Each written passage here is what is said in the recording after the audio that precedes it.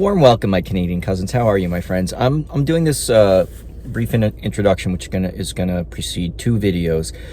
This is a series I am doing on the War of 1812 from the Canadian perspective, and looking for a brief video that I knew existed already to react to, and I speak somewhat at length about setting the stage for the war and what was going on with the Americans, for why we ended up declaring war, and then looking at the Canadian perspective of what the war meant to Canada. But I also had found a roundtable discussion with a First Nations historian, an American historian, a Canadian historian, and it was moderated by a gentleman from, I think it was Ontario Public Broadcasting, and it was just excellent. And it's relatively long, so I originally envisioned doing this as all in one video, both parts, but it's just too long, so I'm splitting it up into two videos. So this is the introduction for both of them, one of which is a Canadian perspective of the War of 1812, and then the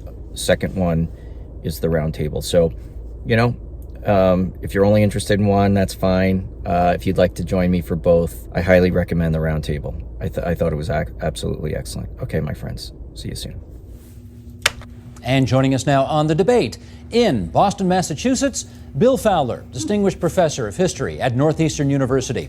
Northeastern University, my daughter goes there, my oldest daughter. In studio, Peter McLeod, pre-Confederation historian at the Canadian War Museum and curator of the new exhibit 1812, and Rick Hill, chairperson of the Six Nations Legacy Consortium. Good to have all of you around our table here in Toronto. And Bill, thanks for joining us on the line from Boston, Massachusetts, as we like to call it. My pleasure. I want to start... Thank you for inviting me. Nice accent, incidentally. And I want to start by just getting everybody to weigh in on what was at stake. We have, obviously, an American representative, a Canadian representative, and an Aboriginal representative, which were three of the main groups involved in this conflict 200 years ago. So, Bill, start us off here. What was at stake for the Americans in this war? Well, initially, of course, I think national honor more than anything else. The causes of the war, impressment, Western expansion, British orders in council, all of those were aggravations. None of them, though, threatened the national existence of the United States. And so the United States went to war in June of 1812 out of anger and out of a sense of defending our national honor. What was at stake, Peter, for British North Americans? We weren't, of course, technically, we weren't Canadians yet, were we? Well, in terms of the broader conflict, nothing at all. The war is between the British Empire and the United States. No one is that concerned about Canada. But in terms of Canadians in the long run, the question is, are we going to stay Canadians or become Americans? And Rick, how about for Aboriginal, I was going to say Aboriginal Canadians, but they weren't that at the time either. I think the Native nations were fighting for their right to exist on their own land under their own law. So it was a multinational group of Native people, both in Canada and the United States, really fighting for the same issue. It's just they ended up fighting each other over that issue. And as we heard in the previous interview, there were First Nations in Canada who fought First Nations in the United States, and it got ugly, didn't it? Yes, in fact, my father's a Mohawk from Six Nations, and my mother's a Tuscarora from New York. So in reality, my father's relatives fought against my mother's relatives in this war, and sometimes they kept the argument going most of their life. So it was a civil war. I know that's a bit controversial in some circles, but from your standpoint, I guess it would have been. Yeah, it's a very internal issue, and choosing sides was risky for everybody, but particularly for the First Nations, who would best be able to defend the positions that we were putting forth. Bill, I know this is an oversimplification, but let me try it anyway. Canadians have basically been taught in school for, almost 200 years, I guess, that this was essentially a war where you guys invaded us, and 2.5 years later, it was over. But I want you to help us put this into a broader historical context. How important is it to link the events of 200 years ago with what preceded it? Well, the war itself, the War of 1812, is in many ways, as seen by Americans, as sort of a continuation after a long interim of the American Revolution. From the time 1783 forward, the Treaty of Paris in 1783, His Majesty was not kind to us and did everything possible to harass us in a number of ways, eventually through impressment, through the orders in council, and through assisting Native Americans in attacking Western American settlements. And so this was a kind of a growing aggravation. I mean, as I said in the beginning of video that preceded this, the orders in council were the orders that prohibited trade with France. And that meant a lot of the continent, because France was in control of a lot of the continent. It really stymied American trade. It was a little more complicated than that. You'd have to go to a British port first and be inspected and pay a tax.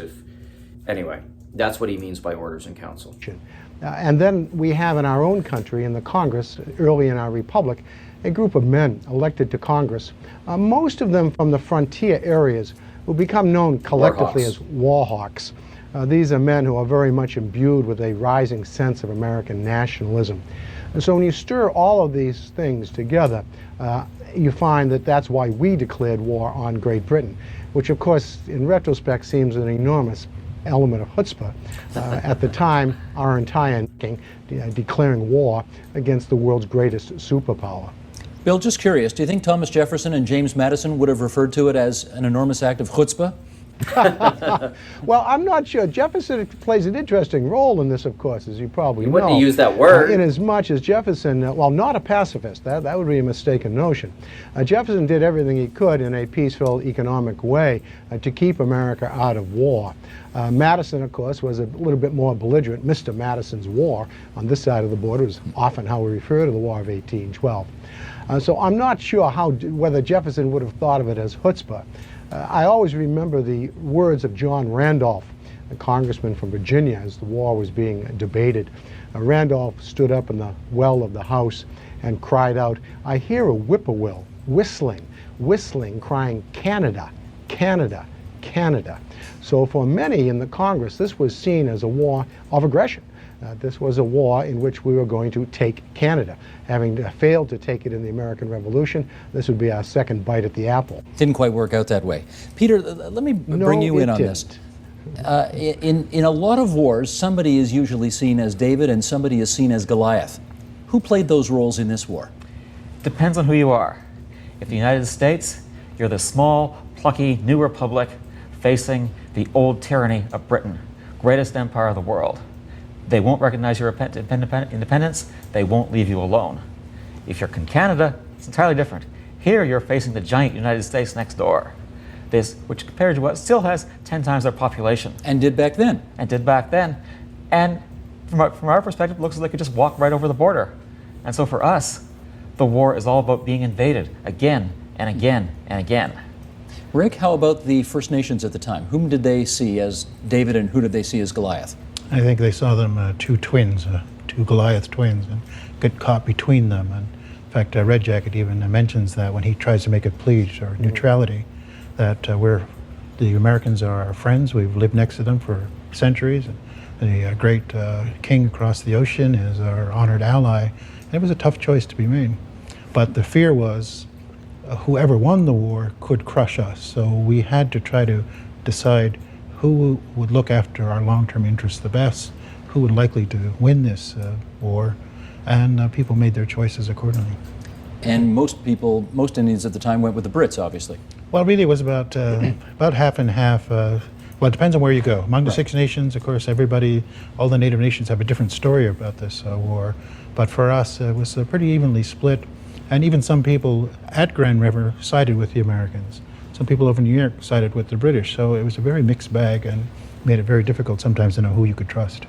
Peter, let me revisit this issue of... And that's very interesting about, more than any other war I've covered, from a position of hindsight and retrospect and knowing what we know now, how the United States developed, how Canada developed, and what happened to First Nations people, that this war is very much viewed as a matter of perspective, and that's fair. That's fair. None of these perspectives are wrong. None of them are wrong. The one nation that thinks about this war the least is Britain. This was such a side note to them in their struggle with Napoleon. If you asked a Brit what was going on in 1812 to 1815, it was all about Napoleon and the Napoleonic War. And that's fair, because that was their legitimate perspective, because every nation had their own political interests. Whether this was a civil war, as Alan Taylor describes in his book. Again, we learned in high school that they attacked us, Americans versus Canadians. There's nothing Civil War about that. Alan's put a different thesis on the table. What's your view on that? Well, he's taken a broader look at the war. Instead of just looking at it how it appears in Canada or just how it appears in the United States, he tries to look at both groups and to look at it as one of the great English-speaking civil wars. Or sorry, wars between the English, civil wars between the English-speaking peoples that start with the English Civil War and the American Revolution, War of 1812, finally the American Civil War. Certainly if you look at Canada, where the European population is mostly from the United States, you've got a very strong division between people who are willing to fight for the British, or at least fight for their homes, and people who go for the United States. So one of the first results of the war is refugees from Canada fleeing to the United States.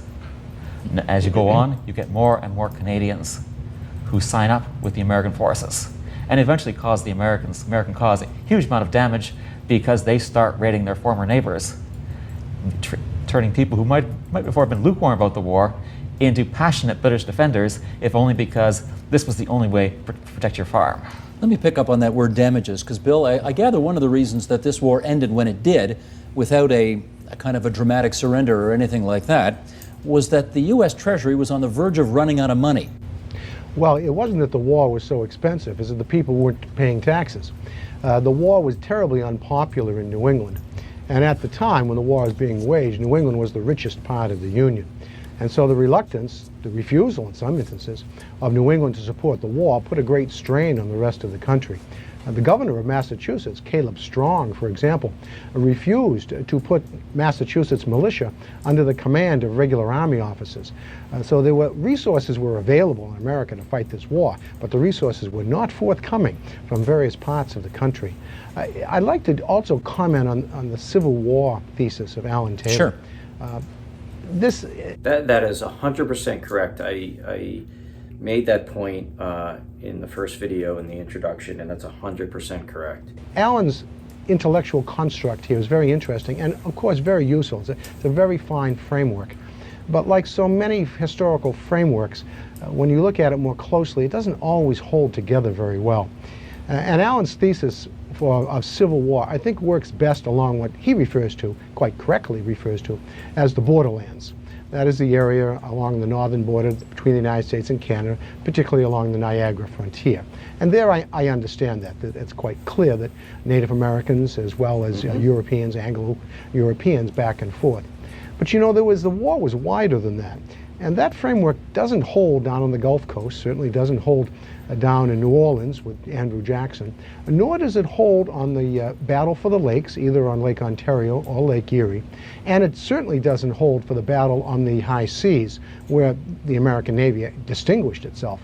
So I think Alan's construct of Civil War is interesting, very useful, but I'm not sure it applies generally to the entire, all of the campaigns in the war. Let's follow up on that by talking about one of the lingering controversies to this day, 200 years later, and that is, who won this thing?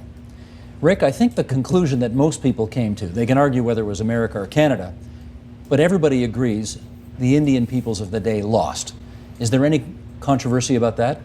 Not so much controversy, I guess it's a matter of perspective, because I would argue that we didn't lose on the battlefield, and we didn't sign articles of capitulation, and we didn't lose any land or rights or privileges as expressed in the treaty. So I wonder, in terms of the war itself, we didn't lose. Afterwards, the conduct of both the Americans and British agents created a very difficult situation for us. So it's not so much who won the war, but no matter what side claims that they won, they both treated us the same way, and they lusted after our land. Yeah, I should have been clear about that. You certainly didn't lose on the battlefield, but certainly politically, after the fact, it was a loss. It's ironic that we were such a powerful force during the war. Not only this, but A betrayal, honestly, on both sides. Revolutionary War, the French and Indian Wars. But as soon as we lost our ability to wield the tomahawk, we became a secondary power in this drama. Then all of a sudden, we lost our ability to defend our land. And I think our people changed too. Some people then said, well, if this is the future, maybe we better go with the flow. And that's exactly what Tecumseh was complaining about. Too many of our leaders were compromising, trying to get a good deal from either the British or the Americans, and in the end, the only deal they had was their land was taken. So in many ways, we continued to fight for that land. It's not a war, but it's a different kind of fight going on today, as it has been for centuries. Bill, let me ask you, there in Boston, in the shadow of old Ironsides, not far away from that bridge that's right behind you, who won this war? Correct. Well, you know, it's an interesting question. I always, when someone asks me that, I remember the words of Talleyrand, the French foreign minister who went through the French Revolution. At the end of the Revolution, someone asked Talleyrand, Monsieur Talleyrand, what did you do during the Revolution? And his response was, I survived. And I think that's probably what the United States can say most effectively, that we survived. It's very difficult for us to argue that we won. I don't think that's the case. And as you know, the Treaty of Ghent has simply established status quo ante bellum. Perhaps we did establish ourselves as a permanent republic, that's true, but it was hardly a great victory. I'd also like to comment for a moment on Native peoples, because I think there is an interesting perspective here. As long as empires were at war in North America, the Native peoples could use their leverage. They could try to play one off against the other. Of course, in 1763, the French left, and the Native peoples lost that lever. And they were left in the hands then of the British Empire, the colonials and the British. Then, of course, the War of 1812, which more or less the British Empire, at least the Crown, abandons Native peoples. And so I do think that the War of 1812 was another piece of this tragedy of what happens to the Native peoples in North America as they are left increasingly in the hands of settlers, colonialists, Americans, or Canadians without the benefit of being able to seek help, assistance from one of the empires. Peter, I've taken a tour of Old Ironsides numerous times, and the tour guides never fail to say that the Americans won that war, and that ship that's still in that harbor in Boston, in Charleston, I guess, you know, would that it could tell the stories of those days 200 years ago. Are you prepared to put forward the notion that that's wrong and Canada in fact won this war? Well, our whole exhibit at the Canadian War Museum is based on the premise that each participant fights their own war and succeeds or fails on their own terms. So for Canada, what I like to tell people is that if we had lost the war, if Britain had ceded Canada to the United States, I would be working at the Northern American War Museum, and our exhibit would be called The Canadian War of Liberation. I see. For Canadians, it's self-evident we won the war. For the Americans, though, they're fighting a broader war. All we care about is Canada, but the Americans are fighting across the North Atlantic world, really from the Mississippi to the English Channel. And as far as they're concerned, when they look at the war, they say, well, we stood up against the toughest empire in the world at the time. We forced them to respect us.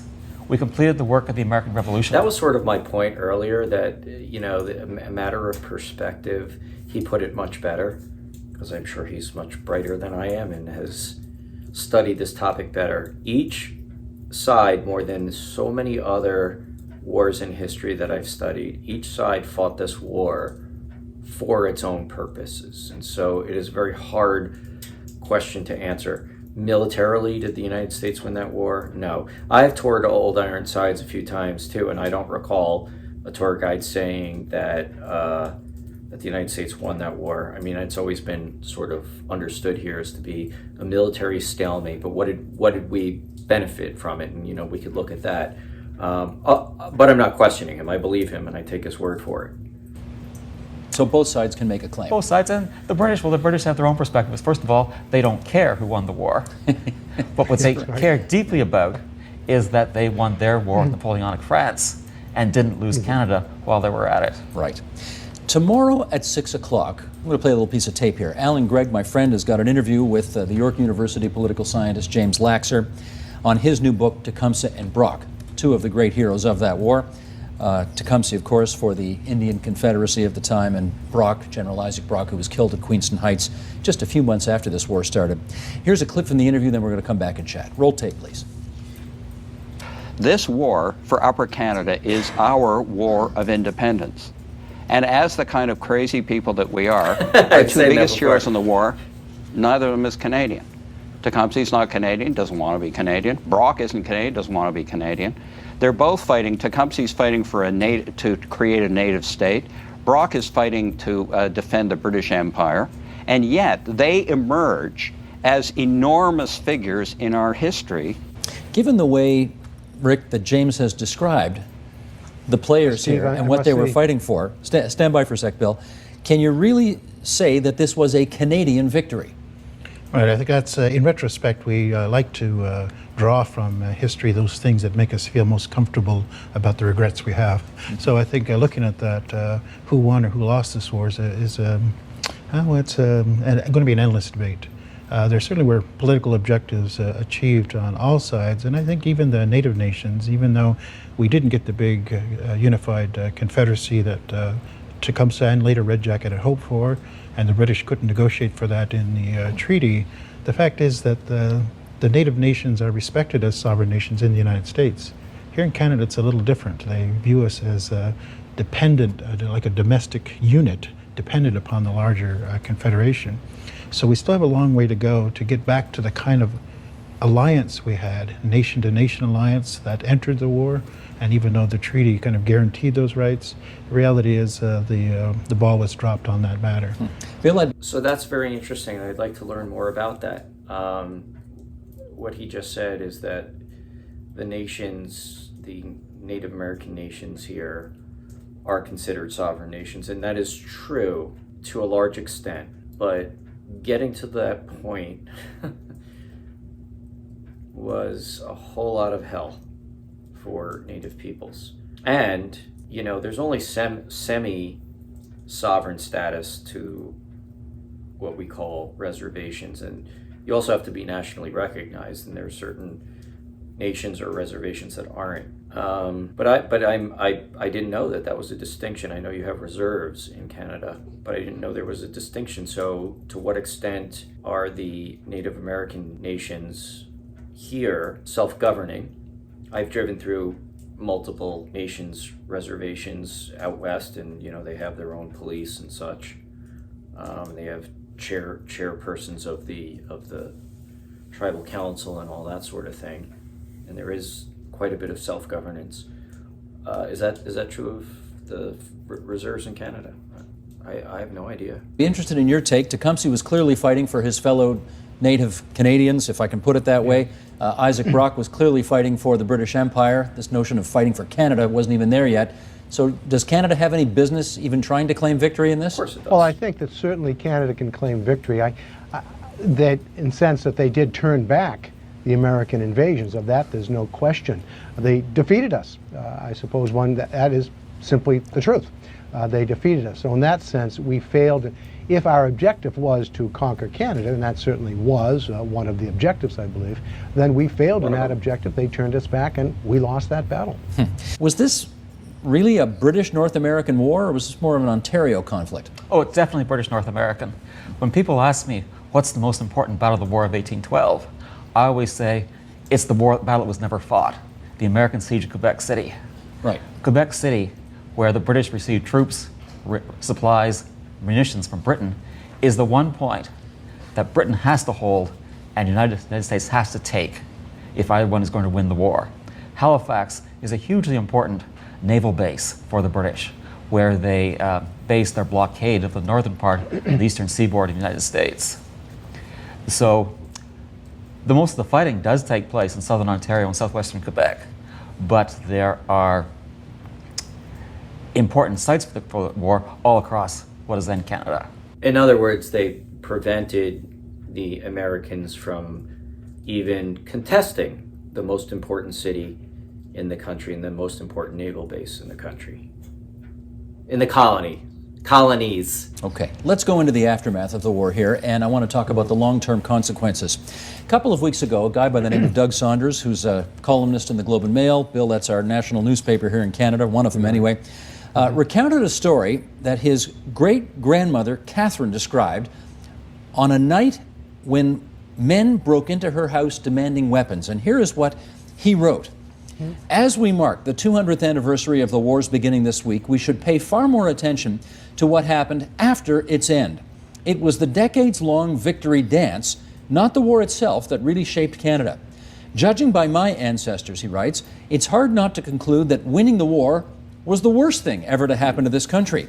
The events that Catherine describes took place in Brantford, Ontario, during part of what became known as the 1837 rebellions.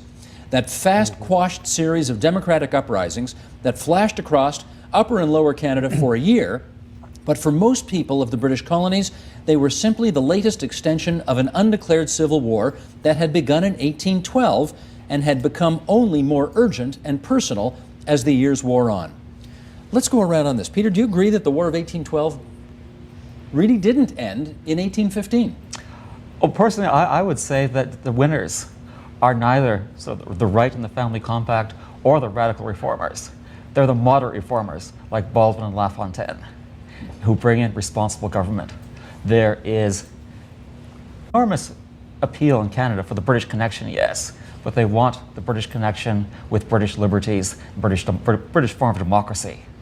And the people who ultimately win are the people who seek non-violent political power. Rick, what's your view on that? That the war didn't really end in 15, it went on a lot longer. I think it still continues. Every time I see a new Walmart coming up, I wonder who won the war. When the iPhone replaces the BlackBerry, you got to ask who's winning the war. So I think American culture and the biases that it has are influencing the Canadian lifestyle to a more significant degree than we may want to admit. We're laughing, but you're making a significant point here. Yeah, so that in the end, they have a pervasive way of getting you over to their side. And I think that's what happened to a lot of our people trying to make up our mind. Do we assimilate and acculturate to their form of lifestyle, which is what Jefferson and even Washington wanted for us, to be farmers like them? Or do we try to maintain a way of life that was based upon a very old connection to the land? And so when we tried to wrestle with the legacy of this battle, we're still fighting it. In a sense, we're still fighting for our right to be us on our own land under our own law. And but that's been the fight ever since 1492. Bill, I wonder from an American point of view whether you folks think that this war in fact ended in New Orleans in 1815.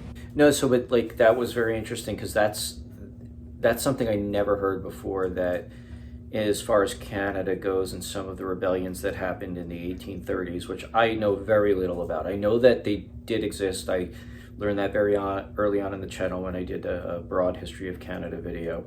And I actually always meant to revisit that. And I just haven't done it. No excuse. Need to. But no, this is an entirely new concept to me. I think this war is an epic event, not in and of itself, but because of what it symbolizes. You know, since the moment Jacques Cartier sailed up the St. Lawrence, for the next several hundred years, it was an unsettled question as to who would be dominant in the North American continent, who would live here permanently, who would have control. The War of 1812 settles that issue finally after centuries. And the settlement is that the United States and Canada, Great Britain, will jointly occupy this continent, and that the native peoples who have been here will be sidelined, will be, as much as these powers can, pushed aside. It creates 100 years of peace. Peace on the North Atlantic from 1814, 1815 till 1914. It ushers in this period of amicability between the United States and Great Britain, to include Canada here. It allows these nations to develop in this aura of peace and a phenomenal economic advantage, trade, immigration, etc., etc. These two nations, the United States and Canada, grow and prosper, and so too does the British Empire. So the war... Yeah, and we didn't, we were able to settle the dispute over the Oregon Territory peacefully. I did a video, I don't know if you guys have ever seen Oversimplified. He's great, very entertaining history channel using cartoon. But I did a video about the Pig War early on in the channel. And, this was over in Island, I forget, somewhere up there between Washington, I suppose, and Vancouver. British Columbia, maybe off of Vancouver Island. I'm not entirely sure, but it's an entertaining video about how this fight over the death of a pig ultimately almost caused war between the United States and Britain. But ultimately, when London and Washington intervene, they're like, "What are you guys doing? We're trying to peacefully resolve our differences up here." 1812, well, in and of itself is a somewhat minor occurrence, I suppose, in world history, does in fact, I think, mark that moment when once and for all we know we're going to live together on this continent, and we will do it peacefully. And we have done that peacefully. Right after the war, we begin to settle our boundary disputes. The Great Lakes, armed vessels are prohibited from the Great Lakes. We engage in reciprocity treaties with Canada, with Great Britain. So the War of 1812 does end this centuries-long question about who is going to be in control of North America. But let's do a little what if here, Rick, because clearly I think the vision of the day was that the so-called Canadians would be on the northern part of this continent, the Americans would control what they had at the time and perhaps the west of the United States today. But Indian people at the time envisaged an Indian confederacy around, I guess, Michigan, Ohio, that part of the United States. If things had unfolded the way you wanted, how would the map look different today? When you look at what could have been possible if we were able to form a unified response to Western expansion, be it British or American or Spanish or French, I mean, we might have been able to forestall maybe the inevitable, because the numbers just don't work in our favor. No matter how big the United States was, it's this big consuming machine. In fact, in our language, we call it this huge serpent with an insatiable appetite. That's the United States, and it's going to keep on going. So maybe it was a fantasy to think we could create this native barrier that's going to stop here. But it wasn't just our fantasy. In fact, if you look at history, kind of even starts, the Six Nations were the first barrier state. We were supposed to be the ground between civilization and savagery. Then that moves to the Ohio Valley. Then it moves to Oklahoma, now further west. So that's the legacy of history, is that this forward movement was predicated upon the spiritual beliefs of the Europeans, the sense of destiny.